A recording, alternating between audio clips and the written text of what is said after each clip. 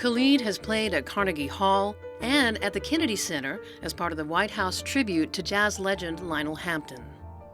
I was working with Betty Carter, and the artists were amazing. Dave Brubeck was there, Charlie Pride was there, Pearl Bailey was there, and just to hang out with all these people was just great.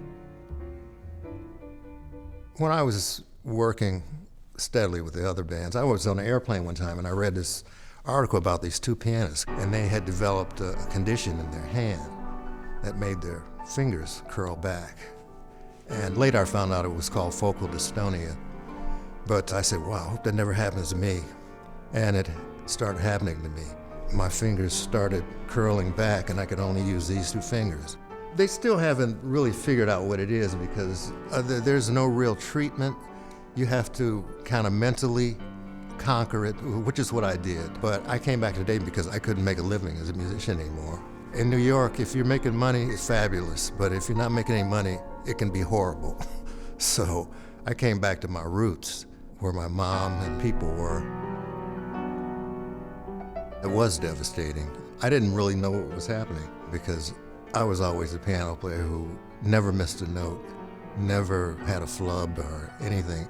I started missing notes and I was wondering what was happening. For 6 months I didn't touch a piano. I didn't even want to look at a piano. And then when I got back to Dayton, didn't even know if I could play. I didn't lose my passion, I lost my technique. It was very humbling. Something happens to just about everybody that's devastating, and I had to learn to deal with it.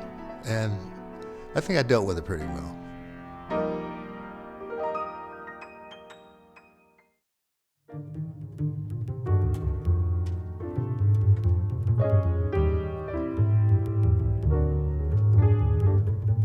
So I gradually figured out certain things that I could do and applied them to my technique. And within a year, I was back all the way back.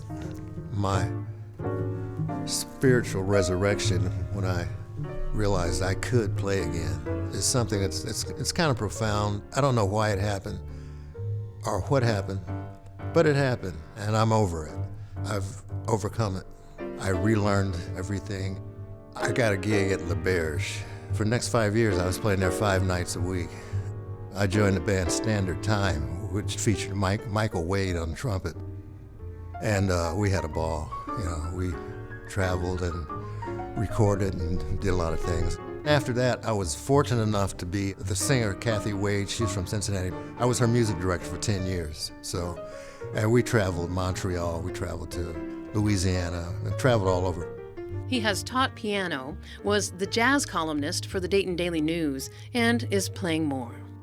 It's my moment of zen. It really is.